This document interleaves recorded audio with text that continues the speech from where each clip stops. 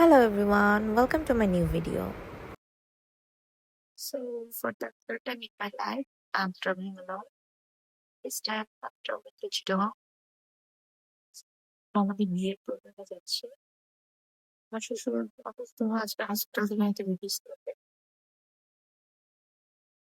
আমি আগেই চলে যাচ্ছি। এই জার্নিটা আমার জন্য একটু অন্যরকম ছিল। আমার শ্বশুর যেহেতু হসপিটালে ছিল, আমি যেদিন রওনা দিয়েছিলাম সেদিনও রিলিজ হওয়ার কথা বিকালের দিকে। সো এটা নিয়ে একটু টেনশন কাজ করছিল। আর ডাবল ডেকার বাসগুলো যে এত স্লো চলে এটা আমি আগে জানতাম না। এটার কারণে একটু মেজাজও খারাপ ছিল।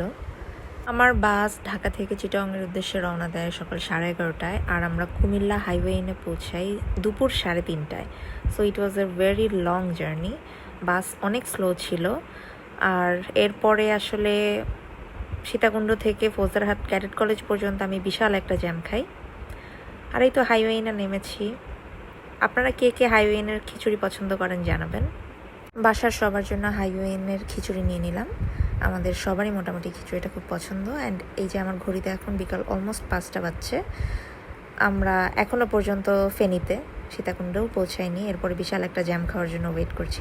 6:30টার দিকে আমি চিটাগাংয়ে পৌঁছে যাই। অ্যান্ড তখন চিটাগাংয়ে মোটামুটি ভালোই গ্যাঞ্জাম চলছিল জিএসির মোড়ে। আলহামদুলিল্লাহ আমি এগুলোর কিছুই পাইনি, আমি ঠিকঠাক মতো বাসায় পৌঁছে গিয়েছি।